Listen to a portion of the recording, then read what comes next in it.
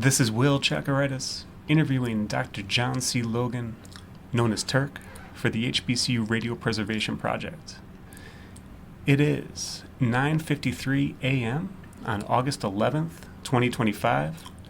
This interview is being recorded at Dr. Logan's home in Xenia, Ohio. All right, Dr. Logan, how you doing today? I'm hanging in there, Will. I'm hanging in there. Growing old gracefully. Well, let me ask you this to start. Tell me your full name and just what was your relationship to the radio station WCSU? Well, I was John Charles Logan Jr., nicknamed Turk. When I went into radio in 71, the guy asked me, he said, "What radio name are you going to use?" John would have been so boring. Turk was my nickname because I was born on Thanksgiving Day, and my grandmother put that one on me. So I said, I'll just use my nickname, Turk. So it became Turk Logan in 1971. My mission at Central State actually started 10 years before it started happening. And I recall programming the radio station WDAO-FM, which was a 50,000 watt, in 1976, and having a intern from Central State. And I put the young lady in the studio, showed her the reel to reel, showed her the board, the microphone, and all she had to do was put her voice on tape because I wanted to see what she sounded like. So I started reel to reel, and I walked out the studio, and about 10 to 20 minutes later, I came back. Now remember, this is in 1976. This young lady was soaking wet. And she said, "Mr. Logan, I don't know what I'm doing." And she didn't know how to turn the microphone on and speak in the microphone. And right then I said, if I ever get the opportunity to work at Central State, I'm going to try to make a difference. And that opportunity didn't come until 1986. I was at a concert in Dayton and bumped into the university president, Dr. Arthur Thomas, and he said to me, "I got a $2.5 million grant from the state of Ohio, and I want you to come up and sit on the renovation team for the telecommunications department." And when I got there, there was a old school building that the heat didn't work in the wintertime and the air didn't work in the summertime. And this was 1986. I came to Central State as a consultant in 1986. And I was so impressed, even though the building was a rundown school building, with the students, the university asked me to stay. And in 1987, a year later, I became a full-time employee.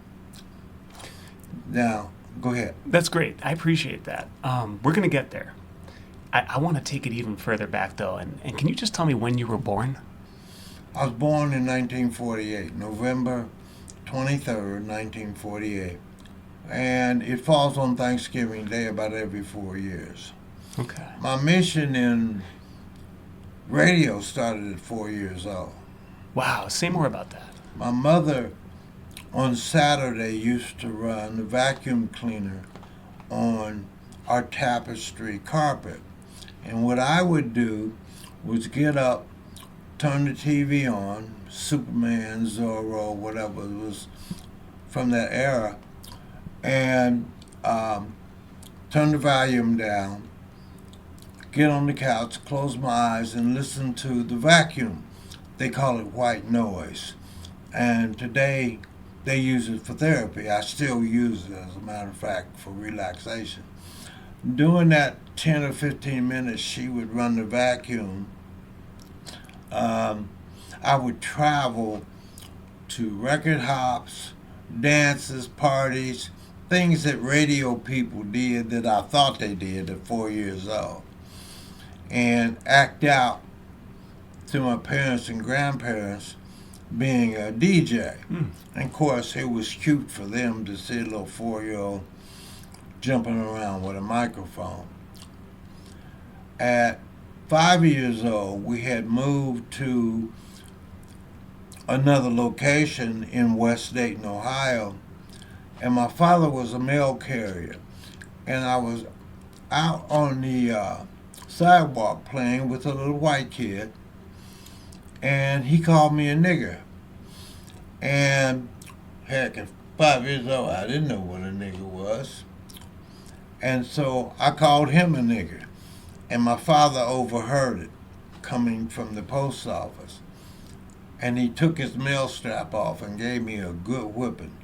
And I couldn't figure out why I'd get a whipping, and he didn't. So life went on. I had a hernia problem and ended up in the hospital. And as I was coming out of surgery, I was in my room, and a little white boy was in the same room, and he told his parents, he said, "I don't want to be in a room with this nigger." And there was that word again. And my grandmother came that afternoon, and I asked her, I said, "What is a nigger?" And she said, "Turk, don't worry about it." And she brushed it off. So again, at 5 years old, nobody explained to me. Life went on. We bought a beautiful home in Residence Park in 1959 in an all-white neighborhood. This is in Dayton? In Dayton. We were the first blacks to move into Residence Park in 1959. Kids would come from another neighborhood, call us names, throw eggs and tomatoes at the house, and tell us to get out. Unfortunately, I don't have any brothers or sisters. My father died of lung cancer. He was only 34 years old. And how old were you at that time? 12. Wow. And it was just me and my mother. And I had to leave St. John's. I was going to a Catholic school in the 2nd, 3rd, and 4th grade, and enter an all-white school, Residence Park, in the 5th grade. And that was a very tough time. Yeah, what made it tough? What? The kids and the teachers. I was put back in a corner, given a book where you open it up and the inside fell out. At recess, I was called a bunch of names, eggs and tomatoes. I'm grieving my father. My mother had a very severe drinking problem, and she had it before he passed away. Of course, he had to deal with it. So now, in the 5th grade, I'm dealing with these white kids. I found out firsthand what their version of a nigger was, and how racism had evolved, because I had to fight every day from school, and then I was grieving the death of my father, and then I had to go home to my mother, who was intoxicated most of the time. So life was pretty tough. We lost the house, we lost the car, and we moved to 1-bedroom apartment in the hood. And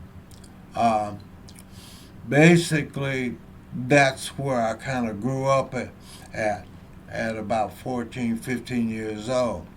Can you just describe what Dayton was like a little bit for me in these particular neighborhoods, and just give me a sense of that place? You know, one word. I mean, in certain parts of Dayton, like Kettering and Oakwood, if you were black, you couldn't go in the daytime. And I recall walking downtown, in most towns, Main Street separated the west from the rest of the city. And you would stop there at 3rd and Main, because if you crossed the street and went up the street, you were in a really exclusive neighborhood called Oakwood. and you were prevented from going into that neighborhood. And then it was Kettering, named after Charles F. Kettering. So it was something that you almost kind of got used to in growing up as a teenager. You knew where to go, where not to go at night. You knew where to be and where not to be. You didn't want to be caught in Kettering or Oakwood in the daytime, no less at night. So we kind of got used to that. Went to an all-black grade school, went to an all-black high school, Roosevelt.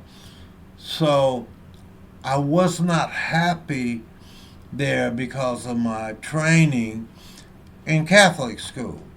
Because in the 4th grade, I was studying algebra and Latin. Go to a public school, and that was non-existent till you got into college almost. And so went to the high school and made it through the high school. Wasn't happy there. Tried to play football, but I really wasn't that good. So I was trying to find myself.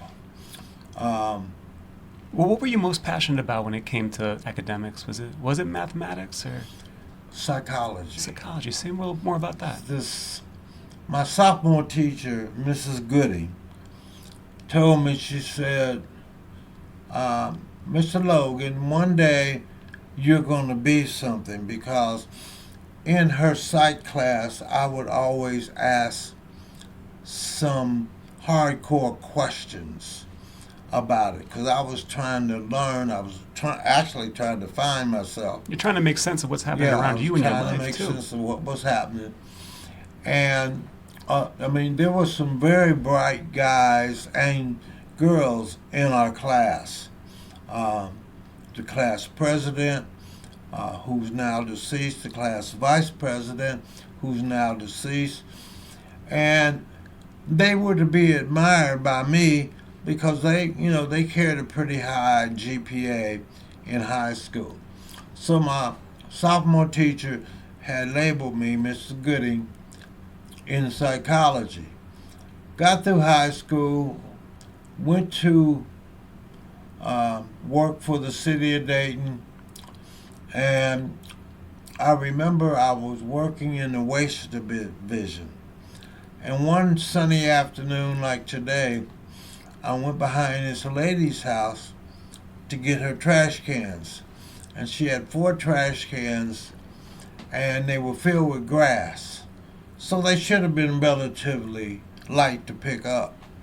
Unbeknownst to me, she had filled them with water. And I snatched all 4 of them, 2 in each hand. And when I picked them up, something said pop. And I had strained myself in my groin. So I limped back to the truck. I was rushed to the hospital.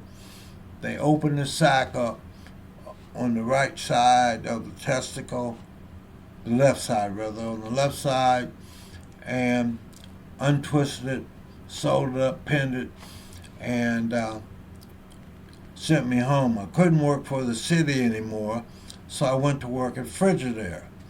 And I was sitting down making widgets. Hopefully not lifting refrigerators. Yeah, not lifting refrigerators.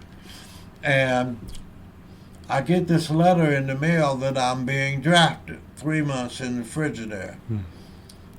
Now, at that time, I didn't know it. I was 19, I believe.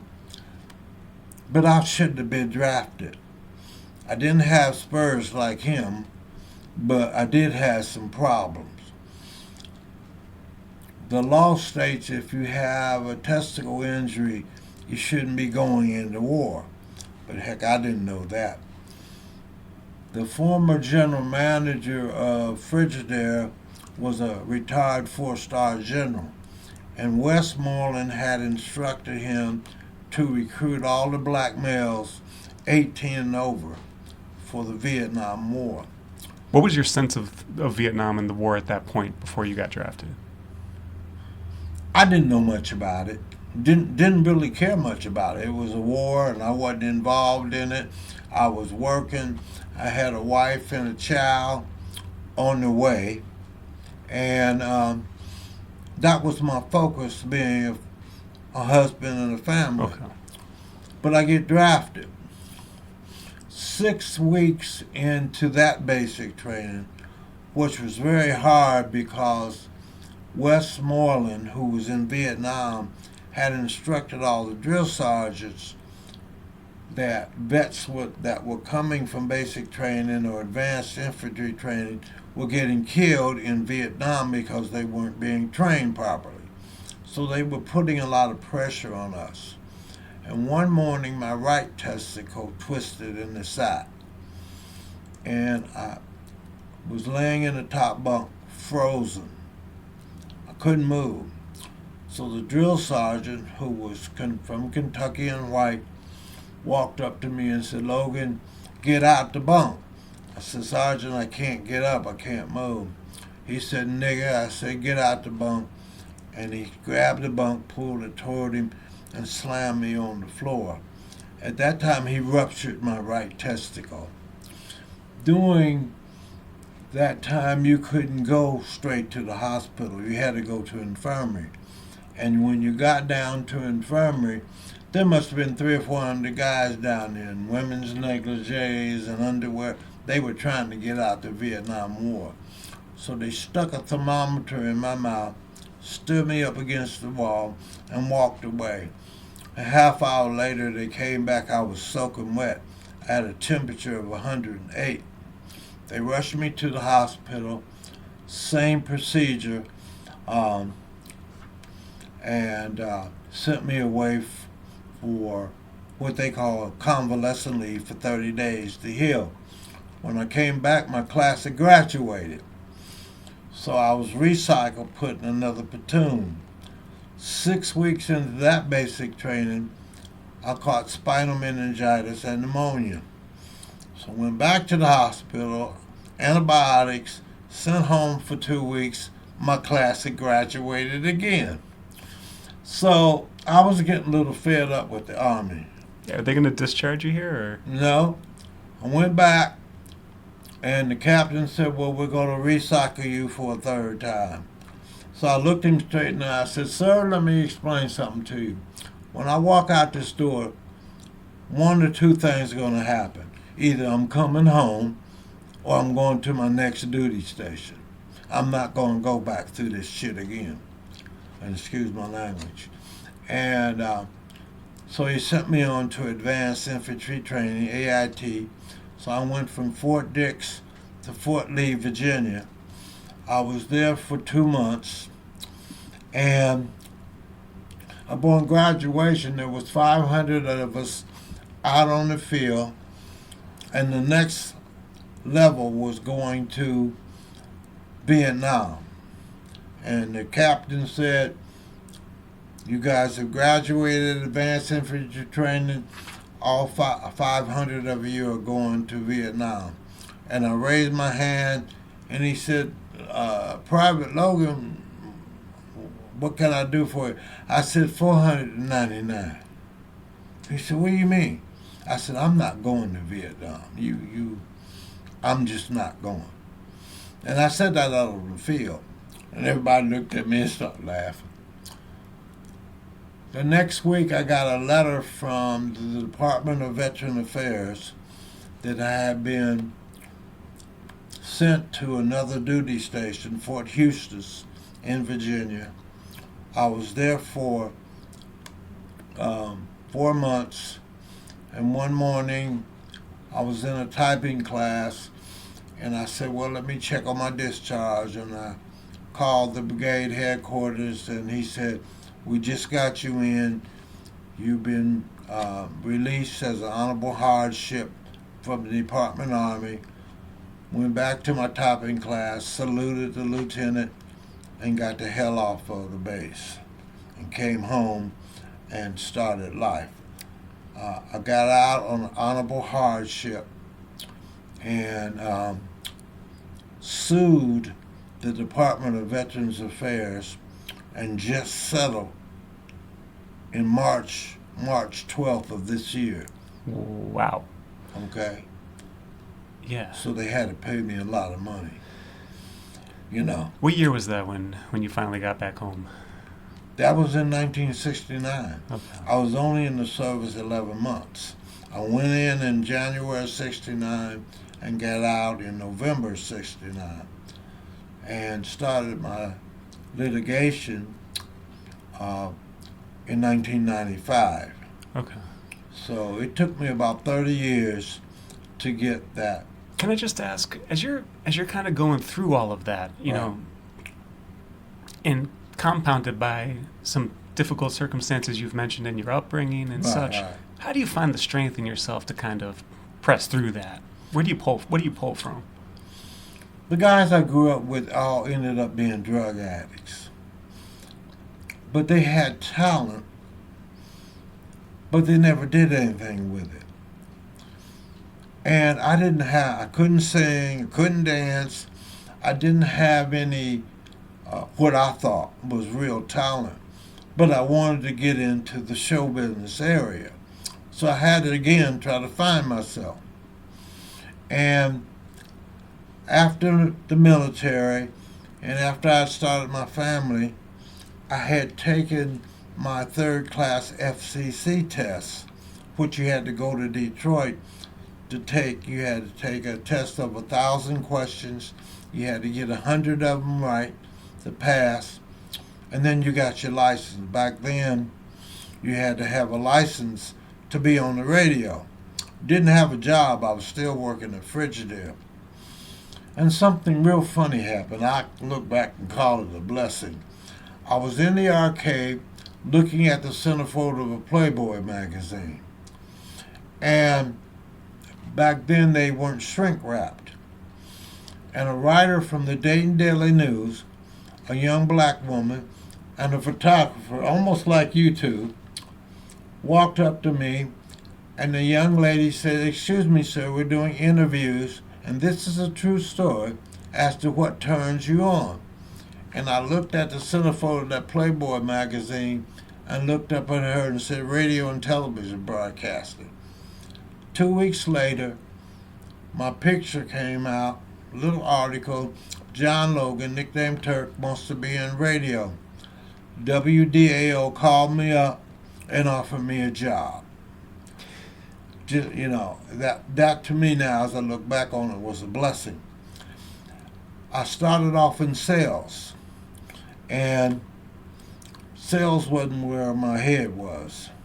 So it didn't work out. So I got fired from sales. And the program director, Clay Collins, who's deceased now, said, "I got a job for you in the all-night show doing a remote broadcast, backing up the big-name jocks at a nightclub." And I jumped at it. I said, "Sure." He said, "Only pays $50 a week." So I went from $600 a week working at Frigidaire to $125 a week working at WDAO in sales to $50 a week. And my family, they thought I was crazy. They're like, "Man, you needed to stay at the factory, and you stay there for 30 years, you could retire." So I took the job in the all-night show, and they didn't have any commercials in the all-night show, so I could play music a little longer than the guys in the daytime because they had commercials. I could play Isaac Hayes By the Time You Get to Phoenix, which was 18 minutes long.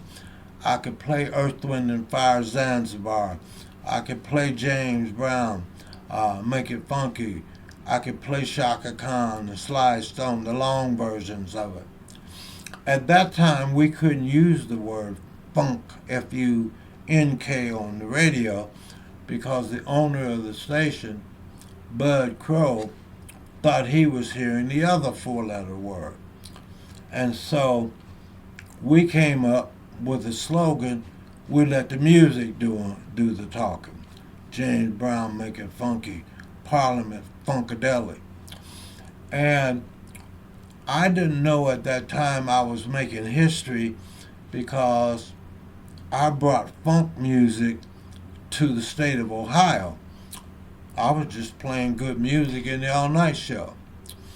And I was labeled the father of the Dayton sound. So that was in 1971. And I wanna talk more about WDAO and that station. You're in your crucial role here in bringing funk to Dayton. But before I get there, can I ask you a little bit more about your earlier life? Where does your family come from? My family came from a business era. My father, it was very unique. I wrote a book. Would you unzip this for me? Sure. And the book was actually my dissertation. And what I did was, this might be it. Yeah. What I did was have this premonition that the music we played at WDAL should not have sex, drug, or profanity in it. So I had to make a decision because I came from a business family. And I remember my father had graduated from Dunbar. Were they from Ohio, your father's family? Well, Spartanburg. Mother and father both Yeah, from Ohio? the family was from Spartanburg, Okay. South Carolina. Oh, okay. But the roots were in Dayton. And I was asked to come to Dunbar High School and speak to the kids about the violence in rap music. And so I went to Dunbar, and I went to the classroom, and nobody in the class showed up. I stayed there for the hour, nobody showed up. When I stepped out the classroom as classes were changing, I looked up to my left, and on the wall were all the graduating pictures of the classes. And the class of 1943 was looking down at me.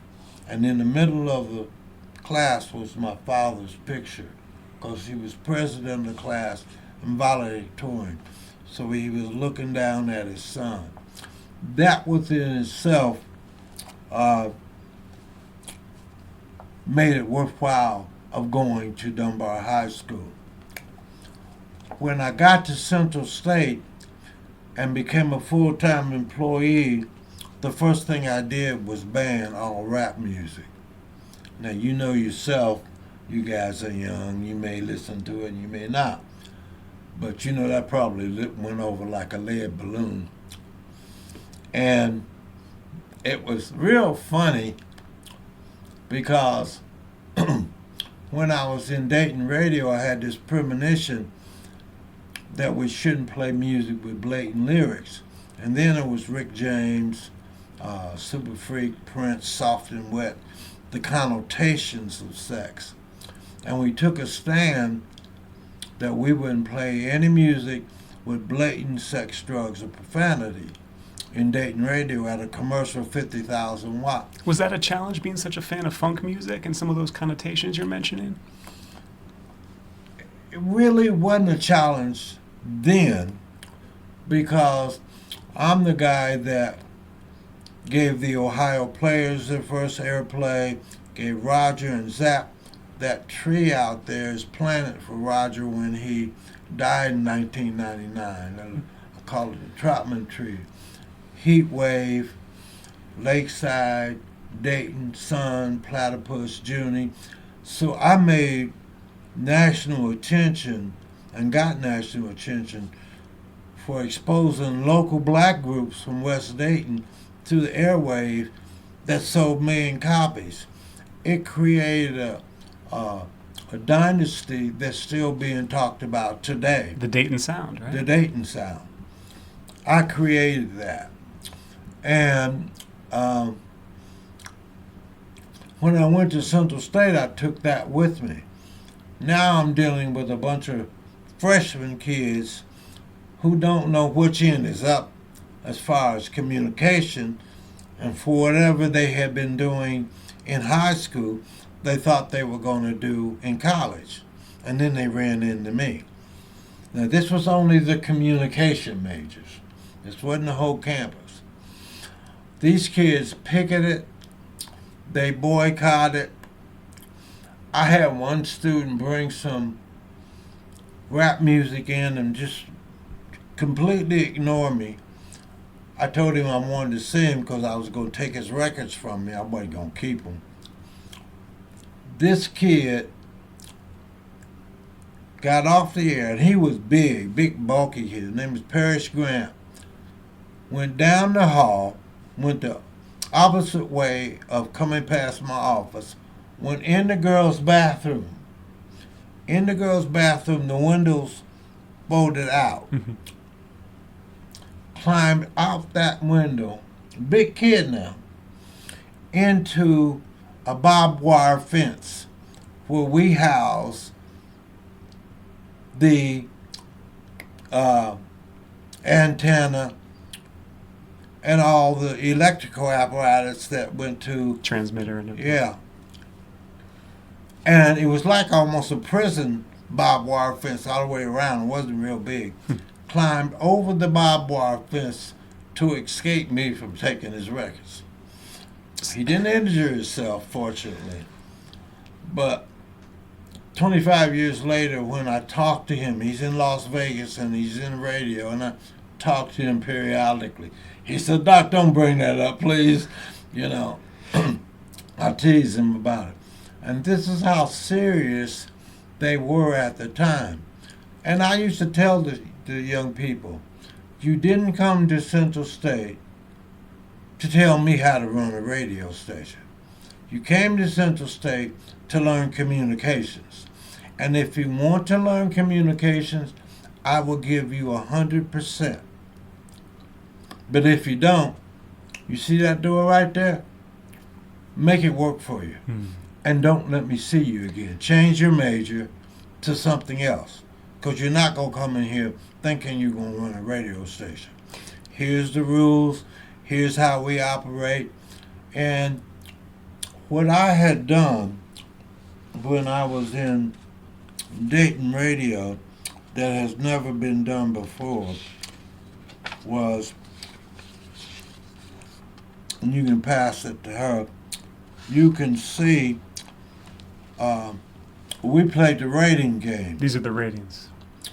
And when I was programming WDAO in Dayton, we had an 8 share. An 8 share was pretty good for a 50,000 watt black FM station. That meant you had primarily all of the black community. So from 1976 to 1980, the ratings tripled. I had a 25-7 share of the market. At WDAO. Yeah, never heard of before in the history of WDAO. I kept that data to show people. And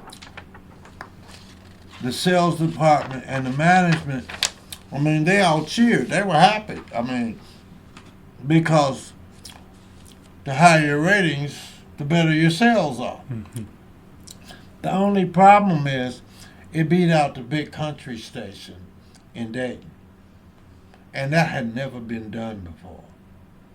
And they put a system of racism on me to blackball me from the Dayton market from ever programming a radio station again.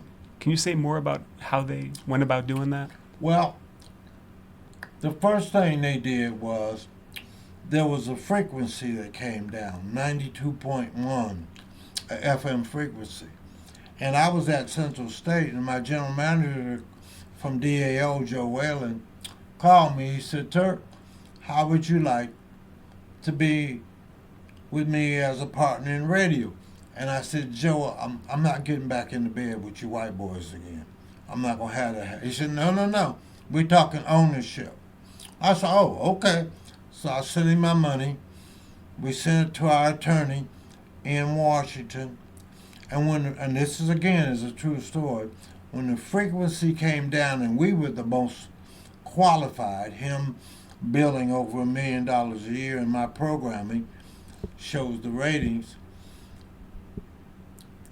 Our attorney called us and said, "You're not going to like this," but the FCC judge said he wasn't going to give two niggers radio stations in Dayton. When I was at Central State, the 25 share dropped to an 8 share again after 3 years. All the ratings died. The owner of the station put it up for sale. He sold it for $4.5 million. And the new owner, Stoner, came in, took the FM frequency, WDAL, moved it to the AM, which was an AM station, sun up to sundown, 1210. A black guy by the name of Jim Johnson was able to raise $700,000 and bought it. And he's been on the air at WDAL since the mid-'80s on his AM station. Never shown up in the ratings. He's a mom and pop. I think the last time I talked to his people, he has an all-volunteer station like at WCSU.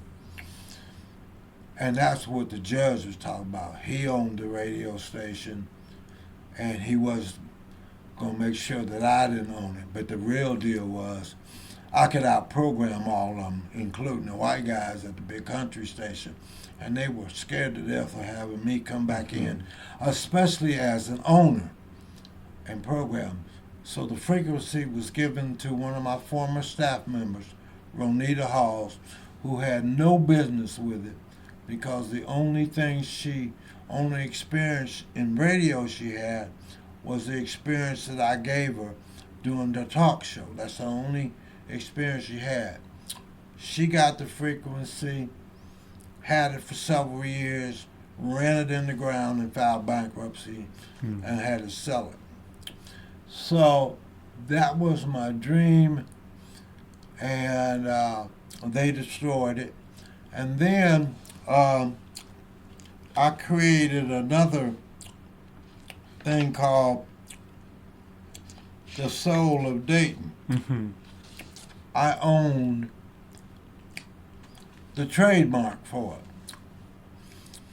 it. Went through that process, and when you do a national trademark,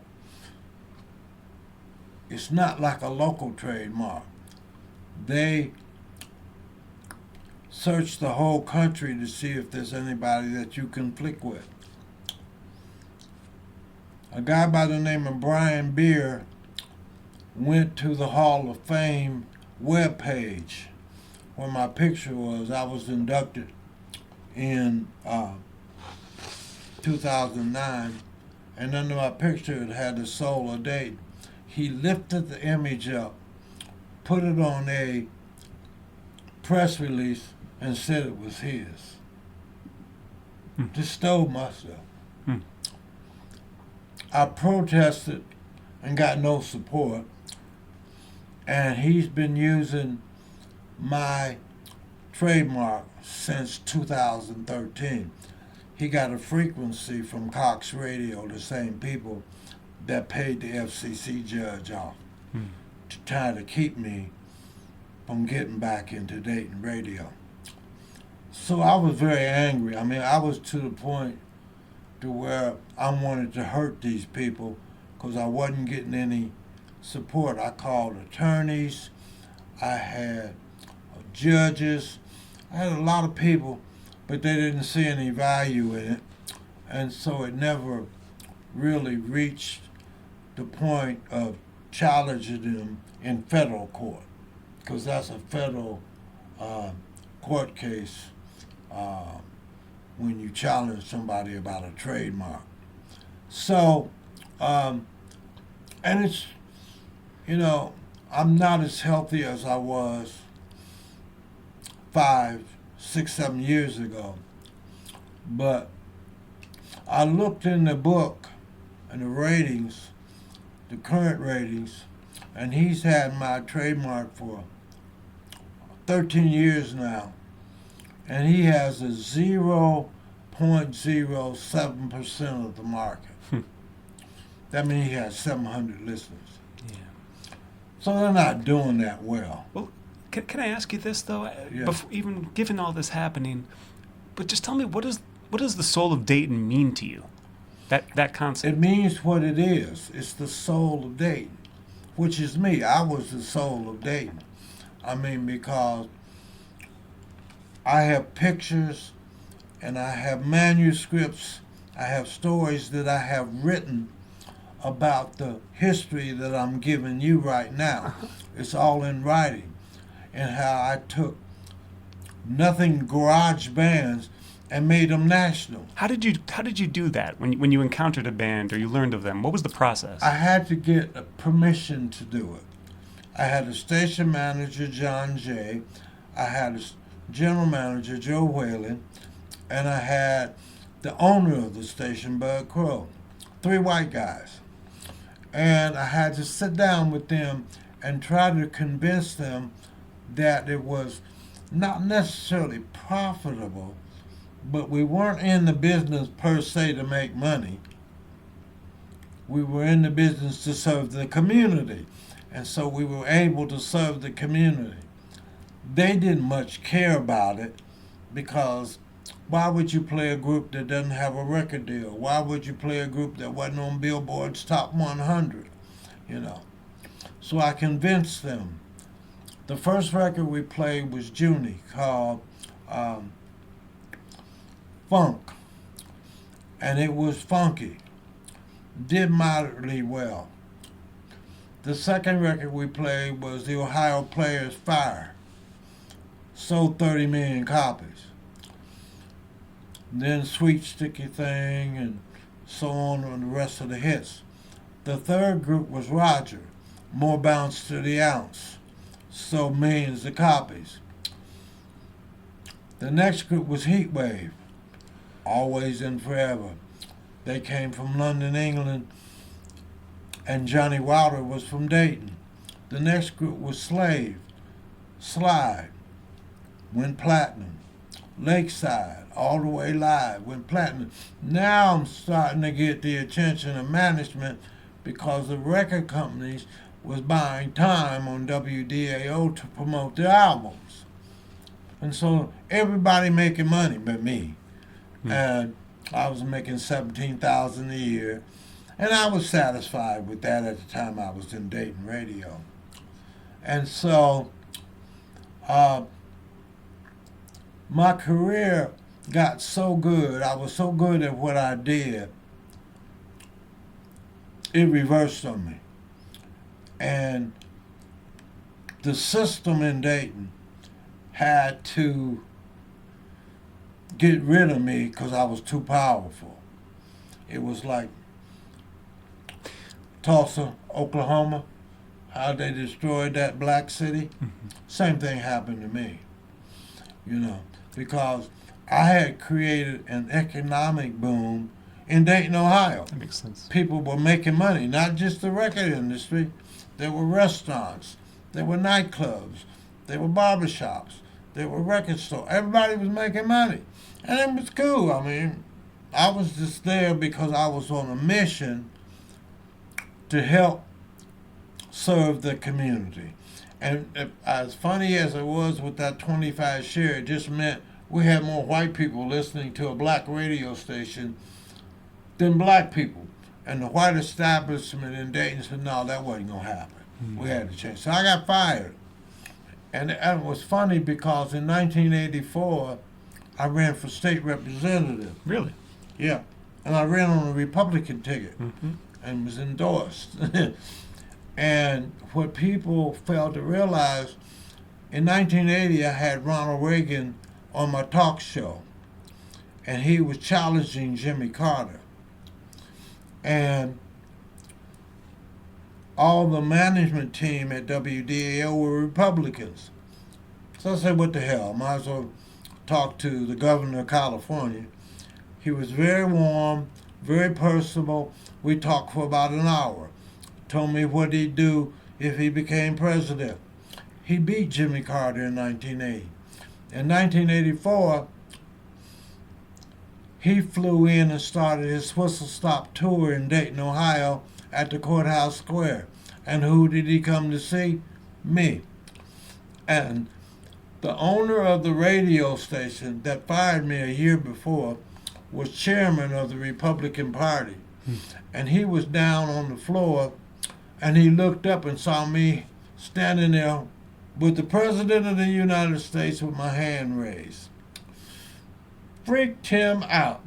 He said, Turk, and what people don't realize and what you just learned, John Logan and Turk Logan are the same people. And he had forgotten that he had endorsed John Logan, but he didn't know John Logan was Turk Logan until he saw me on stage. He gave me $100 for my campaign, which was funny. That was all the money I had.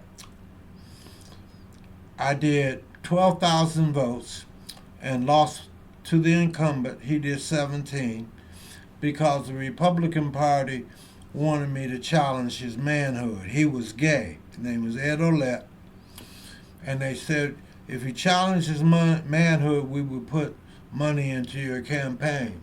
This is after Woody Hayes, Hugh O'Brien, and Ronald Reagan had left. What'd you do? This is the young Republican Party. Then I said, no, I'm not going to challenge his manhood. I'll challenge him on the issues, but I won't challenge him on his manhood. And he had been caught with some black kids in the back seat of his car. It was common knowledge because the Dayton Daily News wrote about it. Well, what were the issues that mattered to you as a candidate? Bringing more jobs in. I wanted to bring more jobs in my district for everybody, not black people and just white people, but for everybody. And what were the industries in Dayton at the time? Like I said, we had Frigidaire, we had Inland, we had Meade, we had NCR, we had some big national corporations. All of them are gone now. Dayton is a dead market and has been dead for 30 years. And so the funny thing about it, and I took it kind of hard, I did 12,000 votes. And what people don't know, Republicans vote strictly party line. They don't deviate. But I got not one black vote.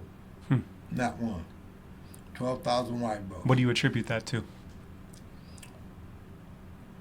The parties. You know, black people weren't going to re-vote, weren't going to vote Republican. And Republican voted the party line. I did the 12,000 votes, never left my office. I didn't campaign, didn't go door to door, and still did 12,000 votes. Gotcha. So I would have thought if I had won that campaign, I could have made a difference. I didn't. It was a good learning experience. I ended up at Central State, which I don't regret because I wanted to teach what I call effective communications. And what effective communications was, if I explain something to you, what's your first name? Olivia. If I say, hey, Olivia, how's the day?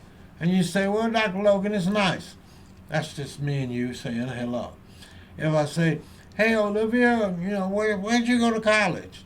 And, you know, what did you major in? Now I'm digging into your background a little bit. I'm finding out about you.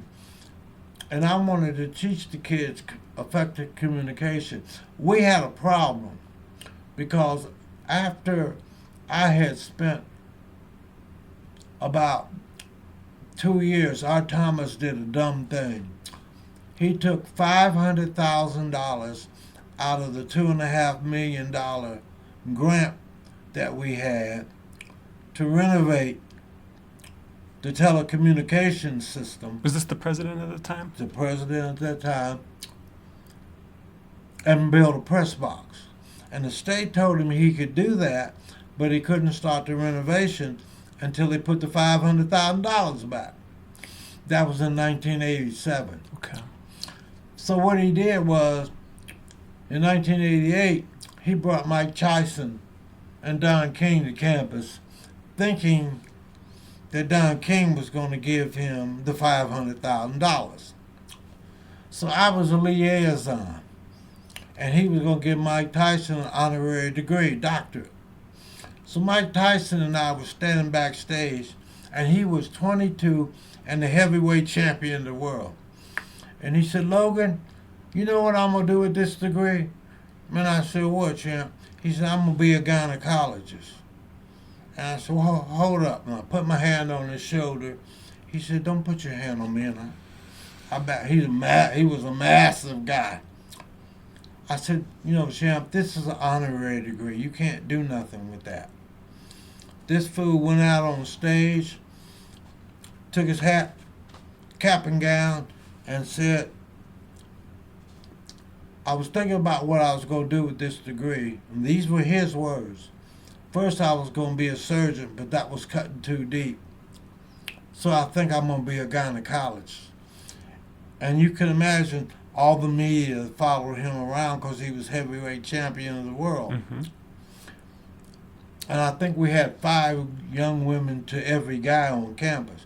They all started laughing and giggling. Then it dawned on them what he was talking about. And it got quiet. You could hear a pin drop in the auditorium. Mm-hmm. Next day, Dayton Daily News. Font that big. Dr. Mike Tyson wants to be a gynecologist. Don King gave me $10,000 to give to the university. I took it to the vice president of business and finance, and they went on his way. A unique thing was when I took Mike and Don back to the private plane they were flying, guess what name was on the side of it? Trump. And this was in 1988. So I started looking at that and seeing how they were bedfellows. Mm-hmm. And Cosby had given Central State $7 million over a period of time, not all at once. Around the same time in the 80s there? No, over a period of years. And I'm sure that Art took that $500,000 and out of the Cosby Fund and put it in the $2 million, and we started the renovation in 1991. In August of '92, we named the building the Camille O. and William H. Cosby Center for Mass Communication. Mm-hmm. Yeah, what impact did the Cosby family's philanthropy have on the university? Very little. The money he gave was for education. But Art, being a friend, they both were from Philadelphia, and they knew each other in the early days.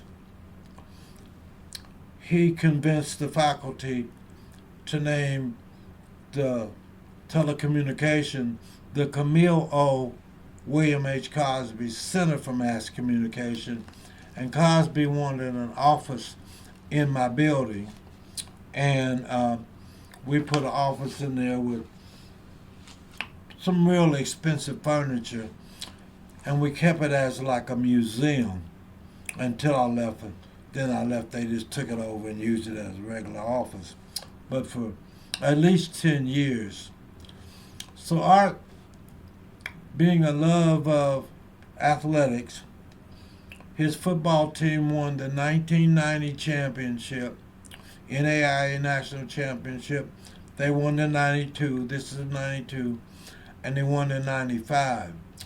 In 1995, Art's whole administration, including the Board of Trustees, by the then Governor Vonovich, got fired. Everybody but me. And I laugh and joke and say the only reason I didn't get fired because I was on the backside of the campus, so they missed me. But he fired the whole administration and the Board of Trustees. And there were some Republicans on that Board of Trustees. Okay. And so... Can I actually ask you some more specific questions about the station that Yeah. you encountered there when you started Yeah. working? How would you describe the format of WCSU when you came in? And They didn't have a format. What was it? When I walked into the building, that old building I showed you, the transmitter was on and the radio station was off. So I walked into the studio, grabbed an album, put it on the turntable, turned the turntable on, put the needle on the record and started playing, and we were back on the air. Okay? How long had it been off the air? A matter of months, because when Art took over, maybe even longer, when Art took over, he fired 70 people, and he had fired the manager of the radio station. Do you remember who that person was? LaRue Turner. Okay? Now, we had a CPB grant, the Corporation of Public Broadcasting, when LaRue was manager. But evidently some of the money got messed up and they suspended it.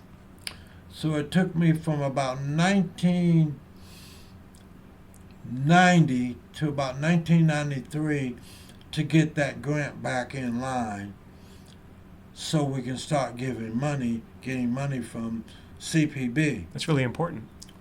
Yeah, considering my budget for the radio station was only $300 per year. Wow. That's all the money they gave me. So I didn't even spend it. I left it in the budget line because my first check from CPB was $34,000. And when I retired in 2009, I had $150,000 in my account. So I left them with money. And so the good thing about it was I had 18 clean audit opinions.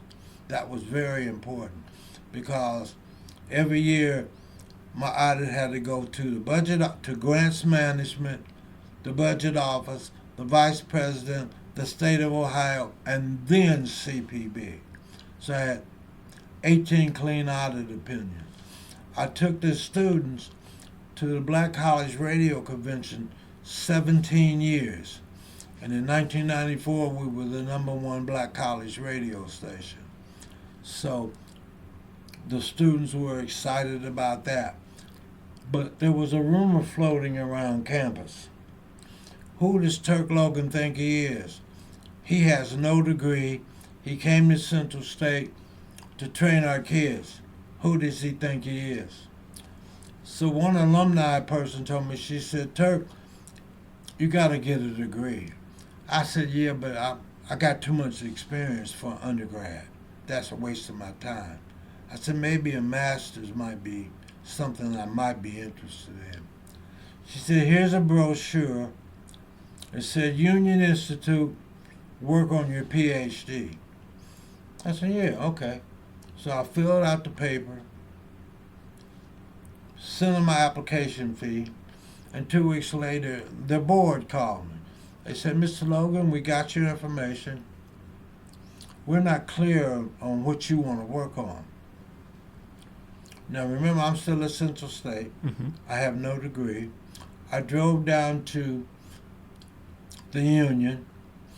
I said, well, one of the things I want to work on is I want to do research on rappers and gangster rappers and the lyric effect it has on the human mind in the community. And what year did you get started on this work? 93. 93. And I said, also, I want to work on changing some of the FCC rules and regulations. And I'm hoping that I can get in there. And really, I wanted to pay the Cox Radio back. But I didn't tell them that. And one board member, there were 9 board members, she said, I understand perfectly. She had a PhD in communication. Her name was Dr. Sherry Penn. She recommended me. And, God will bless you, okay? Because he's blessed me throughout my career. In September of 1997, I walked across stage and got my diploma PhD in mass communication and popular culture, research, gangster rap. So now these assholes at Central State that were complaining about me not having a degree, they had to address me as Dr. Logan. They hated that. I still laugh at them today. But I got the blessing. I use it to write books. I use it to lecture. I use it to talk to people, because most people hear radio, but they don't listen to it. Oh, what's the difference? The difference is you hear the air conditioning, but you're not listening to it. If you listen to the music that you hear, you might be surprised at some of the things you hear, especially like people like P. Diddy and Snoop Doggy Dogg and Dr. Dre and all those gangster rappers. Well, let me ask you about that. Leaving the lyrical content aside for a second, is there anything sonically about hip hop and the culture and the music that you find merit in? You know, the use of funk samples, for example. Well, the use of funk came from me. They came out of Dayton. They will tell you. Snoop Dogg would say, we used to sample the Players and Junie and Heatwave and Lakeside, all their music all the time. I don't have a problem with the artists. I have a problem with their lyrics. When you start talking and calling women beat the B word and slinging drugs, and artists are very, very, very talented. The group Phaso in 2018, they had a funk seminar at the University of Dayton. The University of Dayton sits right across the street from Cox Radio. I wasn't invited. I called the music people. I said, you can't talk about funk in Dayton without talking to me. I'm the one that brought it in. She said, oh, we can. I went to the seminar. Keith Harrison with the group Phaso sit right on stage. He was brought in by David Webb and told the audience, Satch of the Ohio Players told him to talk to the program director and tell the program director that riding, and this was, he was talking about in 1977, this was 2018, that Riding High was about riding high in the sky. But Riding High was actually about Keith had smoked a joint and he was riding in the car high. He said right on stage, now I'm sitting there. Guess who the program director was in 1977? Me. He didn't say, I talked to Dr. Logan. He said, I talked to the program director. He didn't even name the radio station. And I just looked at him, and he knew he had lied. And in October of last year, I was called to sit on a seminar, and guess who was on the seminar? Keith. And he was sitting there shaking because he knew that I might tell the true story of what happened. But I didn't. I didn't want to embarrass him. I didn't say anything about the lie he had told almost 30 years ago about Riding High. Yeah. So that's where I had the problem. If you start degrading women, if you start talking about selling drugs, because you yourself, Olivia herself, you can think about music that's 30 years old. It just pops in your mind. Well, where's the music at? It's in your subconscious. So all the rap music, I used to tell my kids at Wilberforce, I'm going to say you a song, and you tell me the name of the song. And the reason I say I'm going to say you a song, because I don't sing. And so I said, I've got Sunshine on a Cloudy Day. They said, oh, Dr. Logan, that's Temptations, My Girl. I said, you're right. I said, you know nothing about that song. That song was recorded before you were born. I said, but it's in your subconscious. And all the lyrics that you've ever heard with the rap music that you listen to are in your subconscious. Mm. And when you have a weak mind, like many young people do and old people, and you get cut off on the highway, you get road rage, or you have a bad day, that music comes from the subconscious to the foreconscious, and it has the possibility of you reacting to what you've heard, because it's always there. Yeah. Now you said conscious. Huh? You said conscious. Now Yeah. there's a lot of different varieties of hip hop over the last 50 years, right? Oh, I know. And have you? I'm just curious. Have you dabbled in any of those conscious rappers? No. Okay. CBS this morning was having a guy on by the name of Chance. Chance the Rapper? Yeah. I turned it off. Oh. Because what I've said has become a reality. P. Diddy's a perfect example. A billionaire.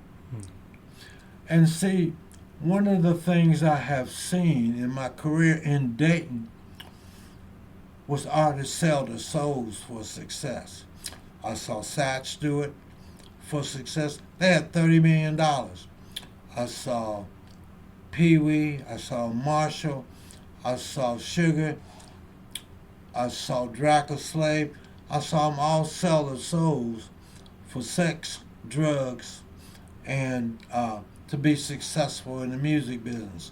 They're all dead now. Is that a business model issue, you think? It could be. It could easily be. But you have to convince your audience, and demographically, we're talking 5 generations now, almost. So if I'm at Central State and I bring up rap music, I bandit rap music, I'm going to get booed. I know it. It's okay.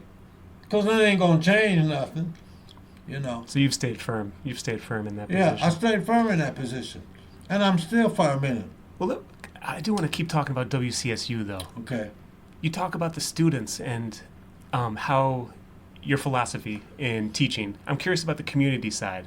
Yeah. When you were leading WCSU, how did you envision serving the campus community and the listenership? I'll be perfectly honest. I wanted to train the kids in communication. I didn't give a damn about the campus community. And I made it clear. And the reason I said that is the students were here for 4 years. They weren't going nowhere.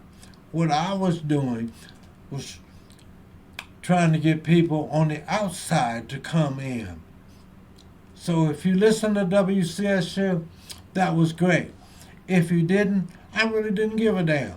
My ex-wife, who was public relations director at Central State, which I'm still trying to figure out, and my boss, who was a black female, called me in on the carpet with the president, John Garland, the last president I worked for.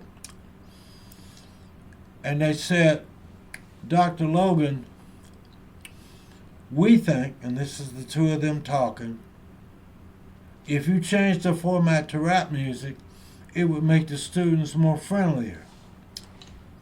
And I looked at the president. I said, Mr. President, if you tell me to change the format to rap music, I got 2 choices. Either change the format or leave. He said, Dr. Logan, I'm not telling you anything. I said, thank you, sir. And I got up and walked out.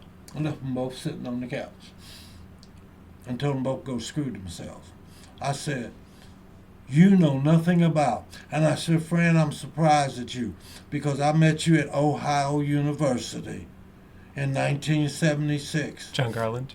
Huh? John Garland you're talking about? No, I'm talking about my ex-wife. Oh, I'm sorry. That's where I met her. I was asked to speak at Ohio U in 1976. And when I went to speak, I saw 2 boys get killed. There were 2 guys driving a Ford Lotus, going back to campus. They went left of center, went to sleep under the wheel, and went right underneath the semi-trailer Tchakirides. Now, I had passed them. The gas tanks blew up. The kids died instantly. So when I got to OU, I was kind of a nervous wreck, but I knew how I was going to start my conversation with the communications department. On the way out, Fran came up.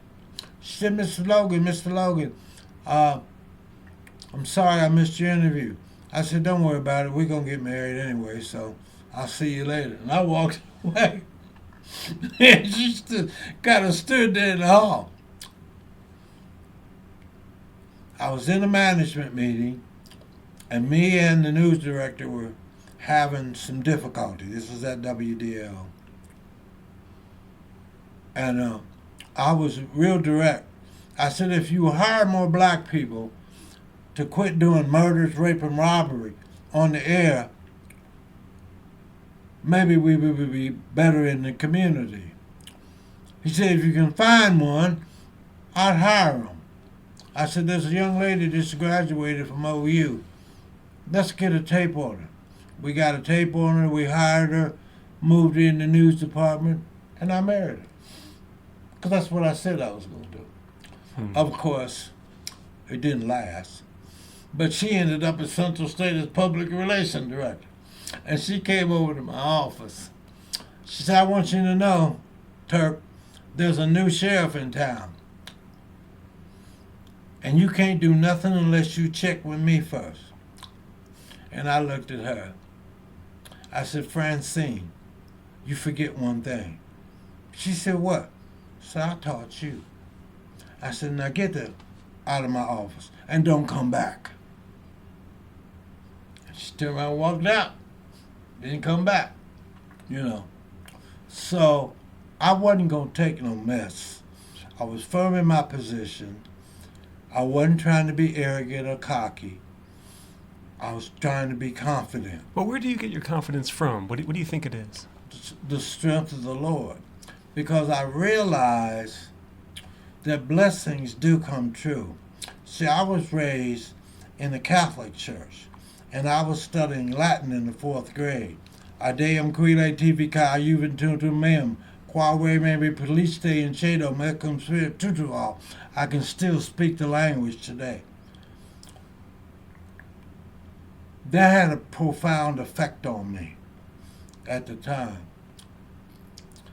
I didn't realize that blessings do come true till I was hired at WDAO.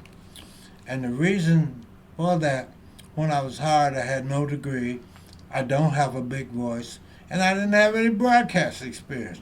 And I find myself in the all-night show at a 50,000-watt FM station. That was a blessing. And did you listen to the radio as a child when you were growing up? To WDAO, that's the only radio station we had. So you knew it well? Yeah, I knew it well. In high school, came on the air October 2nd, 1964. I was a freshman in high school. So now we had a black radio station in our community that played black music that we could relate to. Did you, I know that WCSU came on in 62 or 63 as well, while back. Did you have a sense of that station at all, or know it existed? All. They were only 1,000 watt, so they couldn't reach into Dayton real well. One of the things I'm very proud of, besides working with the kids like Omarosa and others that are seasoned veterans in broadcasting after 25 years now, is that I had the antenna on the tower raised. I got permission from the FCC to where it was up 150 feet and had it angled so that a frequency would come into Dayton louder and clearer. I was able to do that. And if you know how it works, at first you have to hire an engineering firm to survey the terrain. And after they survey the terrain, make sure that they don't, your frequency, after it was moved up, doesn't interfere with another frequency. You have to send that to the FCC and ask them for a construction permit. Then after you get the construction permit, you have to hire an engineer to climb up on that tower and raise the antenna. And that takes that could take you about 3 to 5 years to do. It takes some time to do that. But I got it done. I got permission, got it done. And I was proud of being able to do that. I was proud of the kids that graduated in 1990, that came back in 95 with their little 4 or 5-year-old and said, Dr. Logan, thank you, because we don't let our kids listen to that stock type of music. I said, well, I told you when you were in college, violent music makes violent kids. So, and that happened. So I was able to look into the future to see what my youngsters were going to become before they became it. And many of them did, you know. Did you have a preference between public educational radio and commercial radio? How did you see the difference? I didn't make the transition real easy, because commercial radio, you can do a lot more. You have a lot more longevity in commercial than you do in public radio. I had to get used to underwriting as compared to commercials. I came from a 50,000 watt FM with a 3-state coverage, Indiana, Ohio, and Kentucky, to a 1,000 watt FM station. But I kept it on the air. We bought this house here 30 years ago, and 35 years ago, and that's what's so important about that plant when I see it. Because we bought this house, we put that plant right there in the window, and I bought this house so I would be closer to the university, and I'm only 10 minutes away, so I could get in and out of there at 2 or 3 o'clock in the morning. And one of the things that I did, Central State and WCSU was connected to the same power grid. And every week or more, it would seem like the weather would knock Central State power down. And when the power down, the radio station would go off. So I put a power generator in there. Big old diesel engine. So it was connected to the transmitter. And when the power went down, the diesel kicked in, radio station stayed on the air. Did you ever have to deal with any natural disasters that might have knocked out power and such in this area? Well, I'm glad you asked that question. April 3rd, 1974, I was on the air at WDAO, beautiful day like today, and the EBS monitor went off in my ear. This is an emergency. A tornado has been sighted 10 miles outside of Xenia. This is not a test. This is an actual emergency. I'm like, oh Lord, what do I do now? So I went on the air, repeated what I heard, told the people to, head for cover, go in the basement, you know the procedure. Were you scared? How'd you feel? I was nervous because I had never experienced that before. HIO took the credit. Say more. Because of their weatherman, Gil Whitney. And in 2016, I was sitting in a polygraph operator's office, and we were talking. He said, Turk, you don't remember me, but I'm a former police officer from Springboro, and I used to work with you at WDAO. I said, I vaguely remember. He said, and I was listening to the shortwave when you came on and said a tornado had been sighted outside of Xenia. So Gil Whitney wasn't the first one. You were. Never got any credit. Never got a thank you for anything. When I went to Central State 6 months later, I was talking to some of the students, and they said, Mr. Logan, I was listening to your show, and I was sitting on the porch outside Wesley Hall, smoking a joint and drinking some wine, and you said a tornado had been sighted 10 miles outside of Xenia. He said, I looked up and it was right on top of me. He said, it picked me up, took me about 10 miles, dropped me in a tree. He said, I was so high, I just climbed out to the tree and walked back to campus.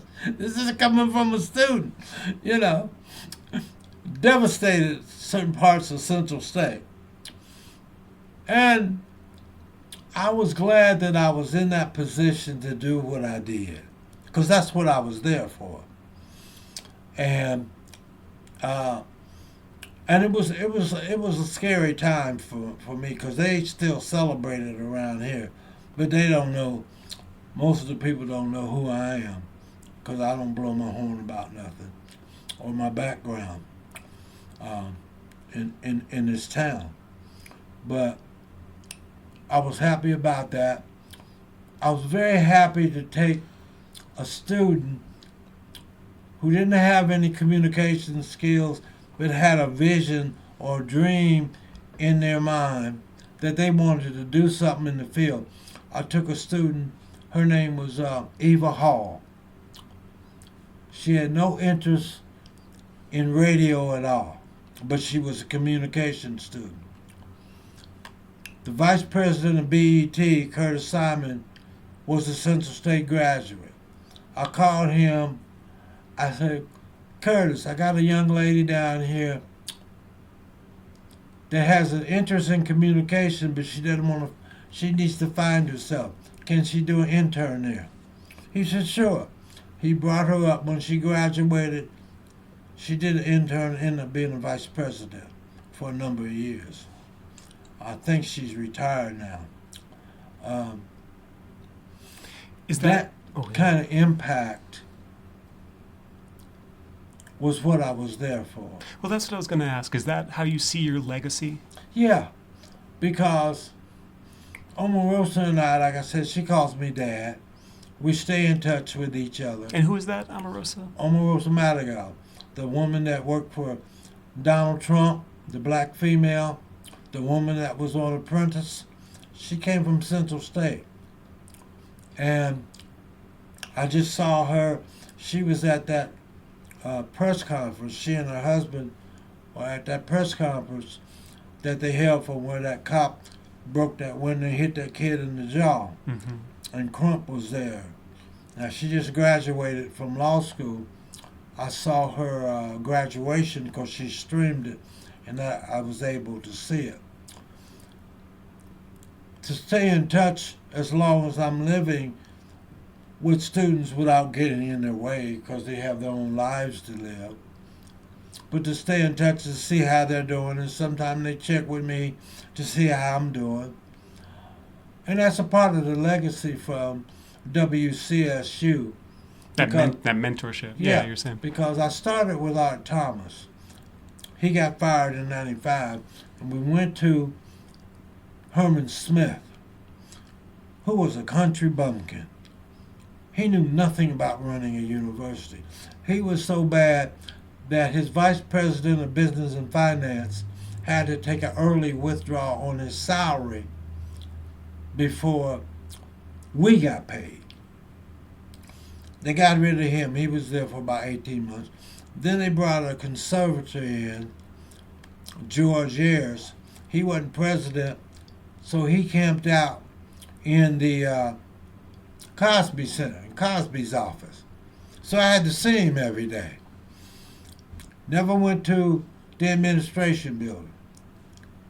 And one evening, I get a card in the mail. We had just renewed our license, and I get a card in the mail, and there was a little box that I didn't check for radiation, because transmitters emit radiation. And so I went to him. The mail had gone to the president's office. I went to him. I said, Dr. Ayers, I need you to sign this because, you're the CEO, and I need to send it back to you. He said, I ain't signing nothing. Took it and put it in his briefcase. He was there with his president and his vice president. and me. It's about 7:30 at night. I looked around. It was just the four of us. I kind of smiled because they ain't never seen the gangster in me. I walked up to the main room and I turned the lights up and I closed the door. And they looked at me like, "Man, are you crazy?" I said, "Nobody's leaving until you sign this document, Dr. Harris. You can't leave unless you crawl over the counter. And I don't think you want to do that." And he looked at me and said, "You know I can fire you." I said, "Yeah, but do it after you sign this document. Because I need to send it back to the FCC. Because I only had 10 days to do it because it is sitting in the president's office." I wasn't going to take no mess from him.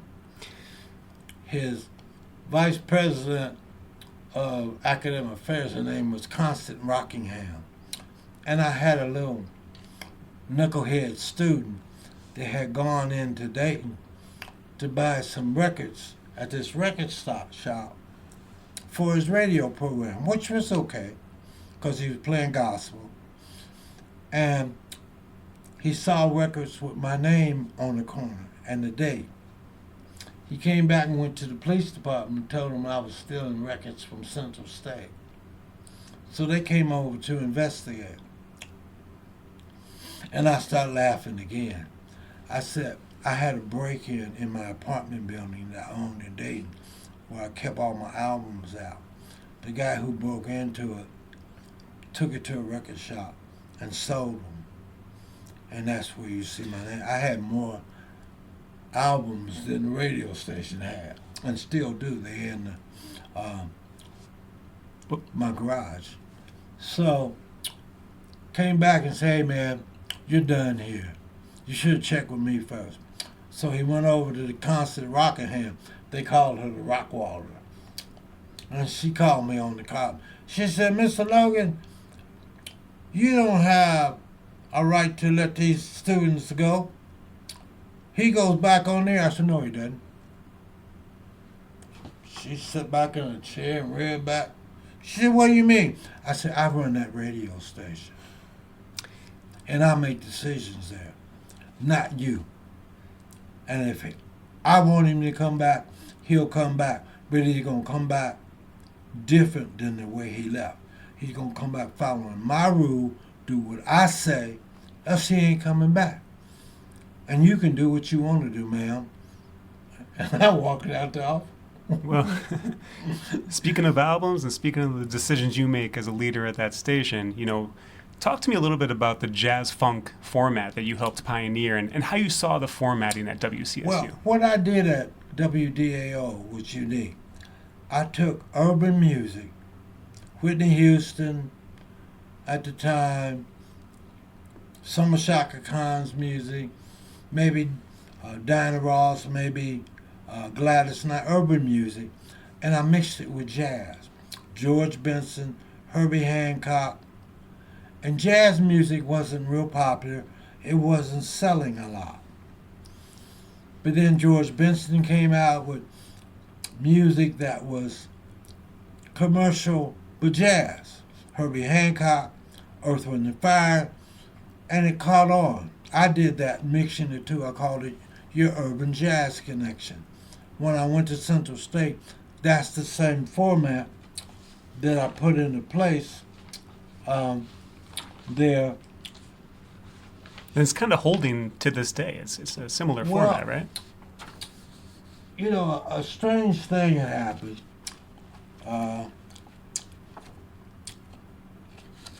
We showed up in the commercial rating book, WCSU. Mm-hmm. And that was strange because the university didn't have a sales program and they didn't know nothing or anything about selling advertising, though they could have used the radio station, it was theirs, to recruit students. Mm-hmm. They never did. A buddy of mine by the name of Ed Clay, who was a very successful television producer at OSU, Ohio State University, and an alumnus at Central State, wanted to program WCSU with a passion. And when I retired in '09, he came in '10. John Garland left in 2010, and a new female president came in, the first female president, Cynthia Hammond, and he told her administration that I didn't know what I was doing. I had pin-light cameras in the control room, in the production studio, and in the computer lab. I could sit in my office and look at a monitor and see what you were doing. He took them all out because he convinced the management that I was putting cameras in the women's bathroom, which was insane. I would never do that. So he came in and he changed the format. He wanted to program WCSU so bad that he changed it to when you played a jazz, it was all jazz. He took the urban out. To when he changed it to all jazz, he had the announcers do a discography of the artists before they played the music. And my philosophy has always been, let the music do the talking. You shut up. WCSU 88.9, 75 degrees, 10:15. Pow, you play the music. Shut up. And that was the philosophy. And if you didn't follow that philosophy, there's the door. He changed it. Yeah. Destroyed. He's dead now. He died of kidney failure. But it destroyed primarily WCSU's format. Can I ask you, did you network much with other HBCU station managers or directors? We did. I networked when we went to the Black College Radio Convention because the managers were there with their students. Yeah. And we were going to bring in, I believe it was Tavis Smiley on one of the talk shows. And all the black general managers met in Washington to discuss what we were going to pay him and if we were going to do it. Like his syndicated show or actually? Yes, Okay. syndicated show. And we all agreed we were going to pay him $10,000 a show, and we were going to pick him up. And then he didn't sign the contract, so it never happened. But I did have the opportunity to communicate with other GMs around the country just to see how they were doing, what they were doing, and how the students were doing. And I never really got involved in it. But a lot of general managers would let the students run the radio station, which was a very serious mistake. Because the student didn't know they asked from a hole in the ground.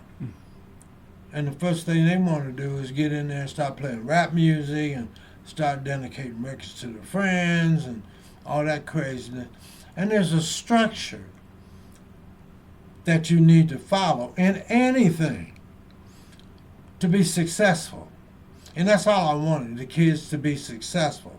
And to be successful, you had to follow a structure that I put into place. We had a clock in there, and you knew what you did at the top of the hour, and you knew what you did in between the top and 15, and 15 to 30, 30 to 45, 45 to the top. It was right there in front of you. You follow that, you never have a mistake. Now, there were students that would come in there and try to play me, and got played. Because after they got off the air, I said, well, did you play any underwriting at 5 after the hour? Yeah, Dr. Logan, I played it. I said, well, let's listen to this tape of your show that I just did. Yeah. No underwriting there. Now, I said, now, if you were in commercial radio and you didn't play a commercial, guess what? You'd be out of a job. Because the GM would fire you right on the spot. Because that's how they make their living. Of course. So you got to learn to follow instructions if you're going to be successful. Gotcha. And you don't let anybody fool you that you're going to start at the top, because you're not. You're going to start at the bottom and work your way up. And that philosophy is kind of Yeah. stuck with you and stayed the same throughout. Nobody's going to go in and start at the number one disc jockey or a radio announcer. Mm-hmm. You know, you're going to start at the bottom, you're going to work your way up. And I have students today are most of them are retired now. It's been almost 30 years. Students that are news directors, students that had transitioned from radio to TV. Leandria Williams in Milwaukee, been there for almost 30 years. She's in television now. Did a great job in radio, 25 years. Students in Indianapolis, news director. And when I was doing my documentary, this kid that I told you that climbed out the window was in Las Vegas. So he had decided that he wanted to help me with my documentary. And I said, sure, man, because I told him in school when they were in college about the history. And I said, sure, man. He said, but we're going to put Tupac, we're going to put Dr. Dre, Queen Latifah in your documentary. I said, no, you're not. He said, why not? I said, they're not a part of what I was doing or what I did. I said, I have 161 gold and platinum records to my credit. Not one hip-hop, not one rap song. Okay? I said, that's what I do. That's my legacy. And he said, well, I'm going to send some guys in there and we're gonna convince you. I said, Parrish, he's in Las Vegas and I'm here today. I said, that would be a terrible mistake because I shoot for the head. I don't shoot to wound you, I shoot to kill you. And I will shoot you. I said, send them on in because I'm going to send them back to you in a box because I'm too old to be playing games. It's too dangerous out there right now in this world we live in. It's a dangerous world, Yeah. I said, so I won't mess with you. You'll never hear from me. But you mess with me, you got your worst in me because I'll never forget you. Like that kid who stole my documentary. I know where he is, and I know how to touch him. It's just whether I want to or not. Okay. So, yeah, we created a foundation there. And I brought a lot of the energy, I brought a lot of the experience from Dayton radio, and it worked. All I wanted to do is have the kids become successful at the career that they chose, which was communication. Yeah. President of the university, John Garland, wanted everybody to be a teacher. Graduate from college, go back in your community and become a teacher.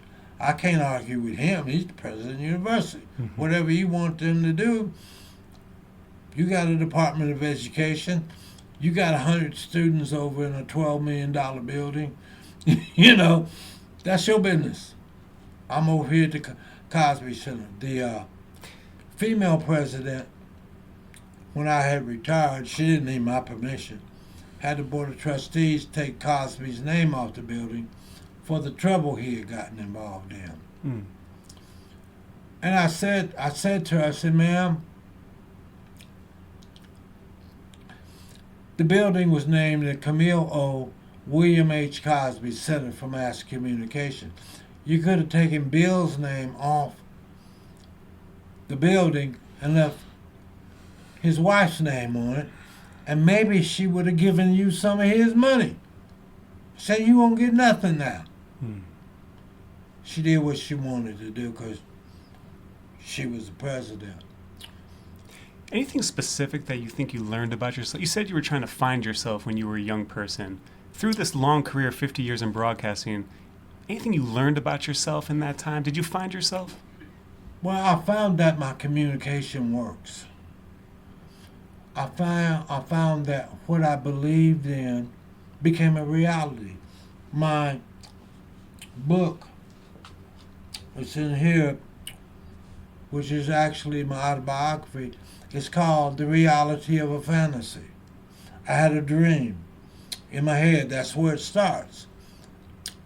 And it became everything that I ever have thought of has become a reality. Everything. And after 50, almost 55 years now, even my claim, because I couldn't get a lawyer, they said my claim was too old, I wouldn't win. I got turned down by the Board of Regents in Cleveland 12 times. But I believed in it, and I finally had a law judge in Washington listen to my claim, and I did a pro se. I don't hire lawyers. I do pro se. I represent myself. And first thing I tell the judge is I'm not a lawyer, nor am I trying to be. But I believe that I can present my claim on my case better than this guy over here. And I've done that. And I won.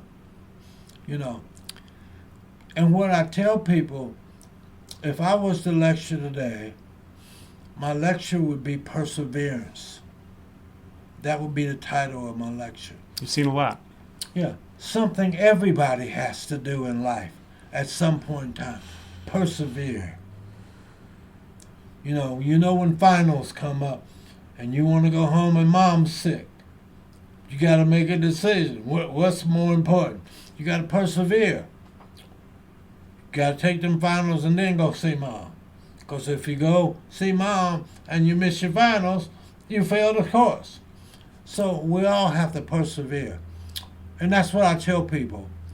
Because I don't know what your life is like or what your life is like, but I know you have to persevere at some point in time through life. Yeah. Well, thinking about perseverance, right? HBCU radio stations, they've had to persevere through a long, decades-long history. Why is it important that we preserve this history of HBCU radio? I think it's important because communications is important.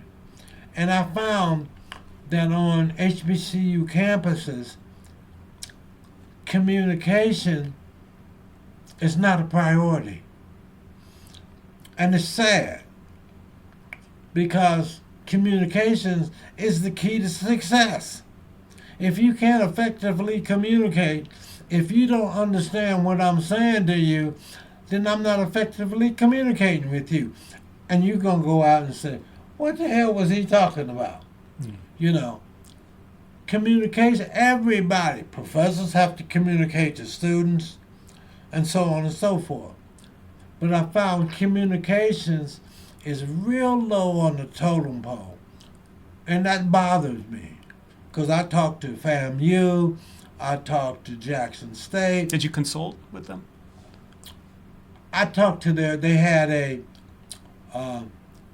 commission, and they had a female, black female, that was director of their HBCU commission. And I would talk to her and tell her what was on my mind and what I thought and why I thought.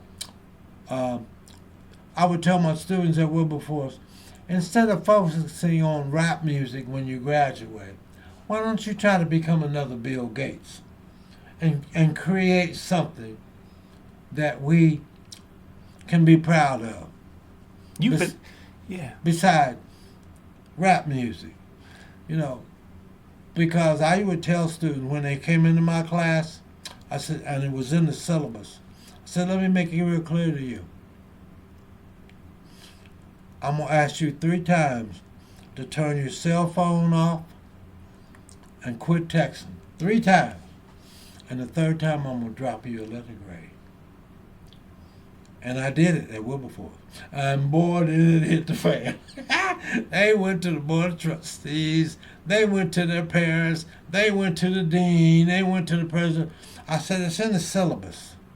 It's right there. If I ask you, if you're sitting up and I'm lecturing in class and you talking on your phone or texting, you're not paying attention to what I'm saying. Yeah. I said you didn't come to Wilberforce to do that. So turn your phone off and concentrate on me. And the majority of the time it worked because they were some good kids. Wilberforce is different than Central State. Yeah, how because so? it's it's a religious college, and many of the kids come from two-parent families, and they come to study and learn. I taught 19 different courses in 17 years. They were having me teach everything over there, and I was only an adjunct. Central State, many of the kids come from the projects, single-parent families, and I'm not criticizing that. That's just the way it was. So there was different philosophy. Were you able to connect with students thinking about some shared adversity at any point? I did. I had a young lady, because as you know, your junior year you have to find an intern. So I was at Wilberforce and she wanted to do an intern with me. And so I said, fine. She was at a Central State dance, and a kid in a wheelchair rolled up on her and asked her something out of completely gross. And she walked away from him. He rolled up on her, and with the blades of his wheelchair, he hit her in the back of her heels, and she pushed him off. The police arrested her. And when she went to Xenia court, the judge, white female, told her if she ever came back on Central State's campus, she put her in prison for 3 years. So now she got to do this internship. So I went to that judge, and I didn't explain to her that she was wrong for what she did, because the kid that was in the wheelchair was a thug. But I explained to her that this child could not graduate unless she did an internship. I went to both deans of both colleges and both police departments, Central State and Wilberforce, and got her permission. She now works for the Attorney General in Portland, Oregon. And when she would come home for homecoming, she and her sister would come by the house. You know, those type of relationships, you can't buy that. And that's what I wanted to do through my communication, effective communications at Central State and Wilberforce. And it worked. You know, those kids, the ones that had the desire are the ones that became successful. You know, and I would tell them, if you don't have an interest in this and you just think you're going to come in here to play music, it's a lot more than playing music. My communication from me to you is a whole lot more than you sitting down, opening a microphone and saying WCSU 88.9. You're going to learn communication. You're going to learn to be responsible. You're going to learn that when your show starts at 10 o'clock, you come in at 9:30. You don't come in at 10:15.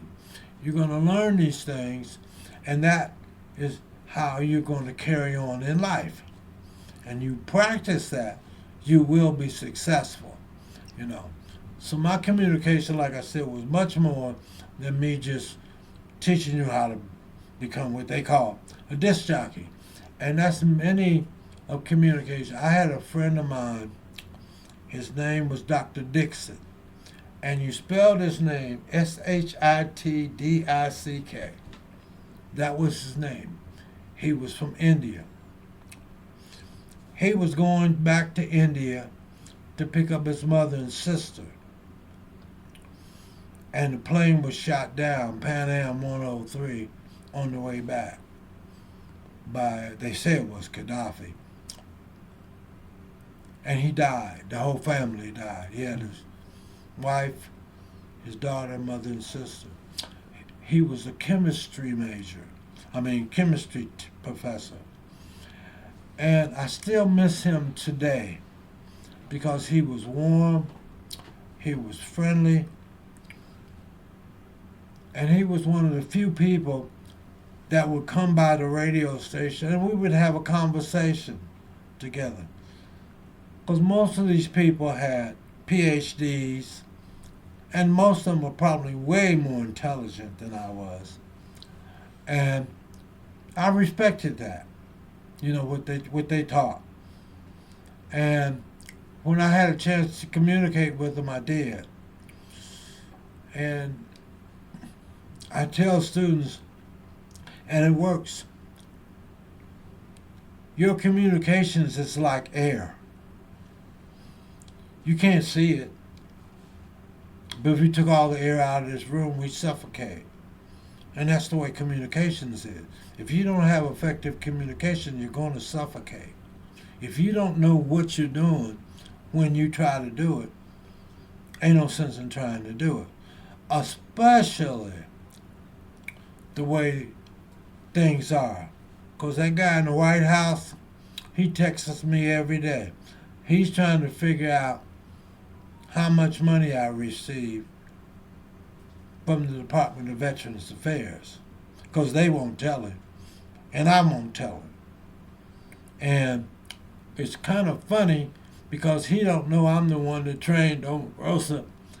And Omarosa, when she got fired from the White House, she wrote a bestseller. Did you get a chance to talk to her about it? I'm in her book. If you look at it, you'll see a foreword. Thanks to Dr. Turk Logan.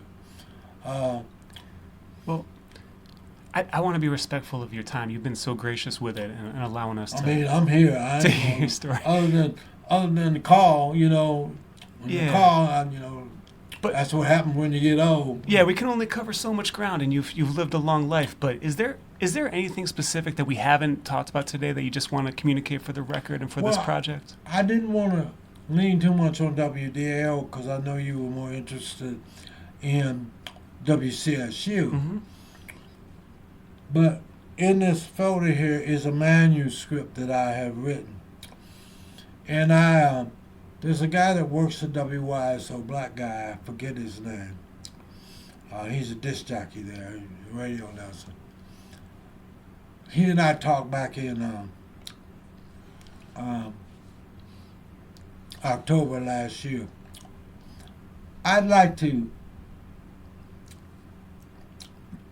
get this manuscript in the market before I die, because it says a lot. There are no secret messages in there. It's straightforward. It tells you what I just told you.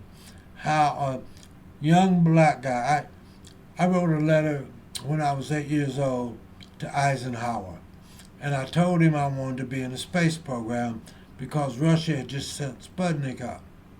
He wrote me back, "Dear John, thank you for your interest in the space program. But first I suggest you get out of grade school, then you get out of high school, then you go to college, then you go to grad school." I didn't know what a grad school was. I'm 8 years old. "And then after you finish grad school, you can apply to the NASA space program, and who knows." And the closest thing I came to that, I owned an internet radio station. They had people all over the world. And that was my adventure in space. So my philosophy is anything that you think you can do, you can do. The psychologists say we only use 13% of our brain power. I would tell my students, what would happen if we use 14%? That meant you go to the library and study. That meant you would get up an hour early instead of getting up, putting your clothes on and rushing to class. Use 1 more percent. That's all I'm asking. 1 more percent. And see how your life changes. And I've seen students do that and become successful because I monitor them when they graduate. I've seen, like I had a student from Central State think she would mix music. And then I took her to the Black College Radio Convention, and she was standing outside the hotel trying to sell the music. And I walked out there and said, "Wait a minute." I said, "Do you understand what you're doing?" She said, "Yeah, I'm selling my music." I said, "Not your music. It's somebody else's. That music belongs to somebody else. And if you sell their music and they find out you're doing it, I would sue you, and you don't have any money." I said, you can't mix somebody else's music and say, hey, I like that mix, and then go out and try to sell it to somebody, because that's not the way it should be done. And so when I saw that, and that was really off the course for what we were there for, because they respected Central State. And I'm talking some of the top black colleges in the Howard. They respected Central State. It was the first HBCU radio station. Yeah, they respected WCSU. Yeah. And it made the kids proud they went. I mean, I got pictures of us there. And that made me feel good. It made me feel that I was spending time with the students, because the university never invested a dime in the 17 times I took them. I paid it for it out of the CPB grant. And that's why. And buddy, let me tell you, that 23 years I was there and that 4 presidents that I worked for, they tried their darndest to get their hands on that money, because it kept growing. Mm-hmm. I mean, it got so bad to where CBB flew their execs in and sit down with the vice president and said, look, let us explain something to you. If we find that you're touching any of that CPB money, we're going to suspend the grant. They flew in and told them that. The only person that can use that money is the general manager. And I'm thinking the way the White House administration is now, he's trying to defund NPR and public radio. That's going to have a profound effect, trickle down on black college radio stations' fundings in the long run. And something needs to be done about that, because if it was like me, they only spent $300 a year. If any other college was like that, they would really be struggling. They'd be out of business. But, I'll be 77 in November, and my days are numbered. So to be here with you guys, you young guys, especially black women, and be able to communicate with you, and whatever you plan on doing with this, maybe somebody else may listen to it and pick up some things from that standpoint, is important to me. Now, Tracy and I... That's your wife? Yeah, my wife.